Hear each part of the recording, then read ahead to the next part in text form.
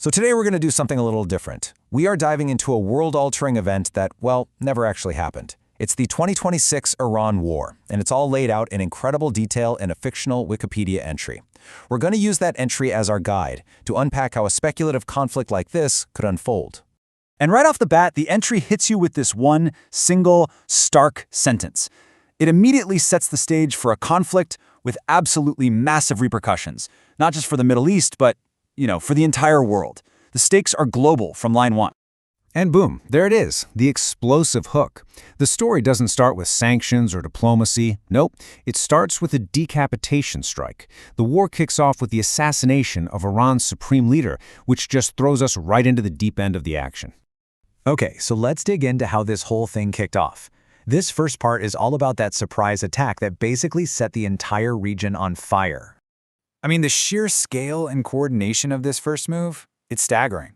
It was codenamed Operation Epic Fury by the US and Roaring Lion by Israel, and let me tell you, this was not just a limited airstrike. It was a massive, multi-pronged assault. The source even notes they attacked in the morning, not at night, for maximum tactical surprise. You combine that with cyber attacks that just shut down the internet, and you've got a devastating opening move designed to paralyze Iran's ability to even respond. But look, a war like this, it doesn't just happen overnight. The article lays out a really clear timeline showing exactly how the stage was set for this explosion of violence. And when you look at the timeline, you can see just how fast things spun out of control.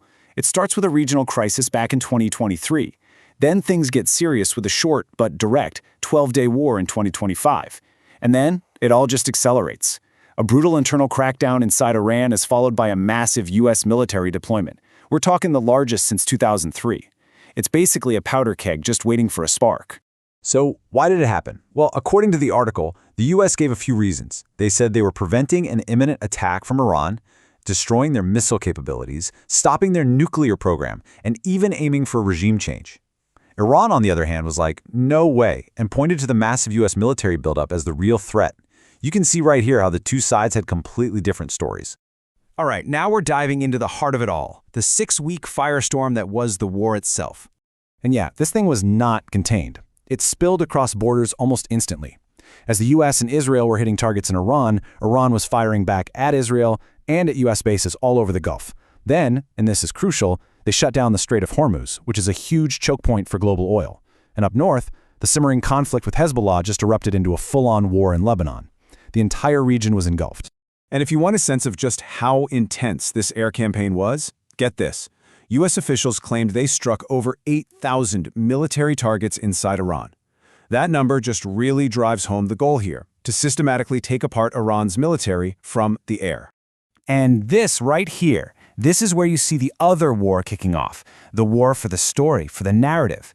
This quote from U.S. Central Command puts the blame for any civilian casualties squarely on Iran. It's a perfect example of how the information war can be just as fierce as the actual fighting. But behind all the strategic moves and the military targets, there's always the human cost. And it was devastating. The article really documents the stark numbers behind the tragedy. So inside Iran, the official numbers from their health ministry were grim. Over 2,000 people killed. But as the article points out, human rights groups believe the real number, especially once you factor in military personnel, was probably a lot higher. And the spillover into Lebanon was just as catastrophic. The fighting there claimed over 2,000 more lives. It's a really tragic reminder of how these regional proxy conflicts can make a bad situation so much worse. The US reported its own losses at 15 soldiers killed. It's a much smaller number, of course, but it really underscores the fact that no side was left untouched by this thing. A war like this isn't just fought on the battlefield. It's fought in the global economy too. And the fallout? Well, it affected everyone. And the hit to the economy? It was immediate and it was severe. The article describes it as the biggest shock to the world's oil supply since the 1970s. Prices just skyrocketed, threatening to kick off a global recession. And the reason for that economic shockwave? It's this one critical waterway. Think of the Strait of Hormuz as the main artery for a huge chunk of the world's energy. By closing it, Iran basically held the global economy hostage. It's just a perfect example of why these little geographic choke points are so critical on the world stage. And for Iran, the economic damage was, well, it's hard to even wrap your head around. The destruction of military sites, petrochemical plants, and other infrastructure led to an estimated $1 trillion in damages, just a catastrophic blow to their economy. So after 6 weeks of just brutal, nonstop fighting, there was finally a glimmer of hope. Diplomatic efforts led to a pause. But, as you're about to see, it was an incredibly fragile peace. Just look at how fast this all fell apart. First, you get a ceasefire brokered by Pakistan. Okay, great, but it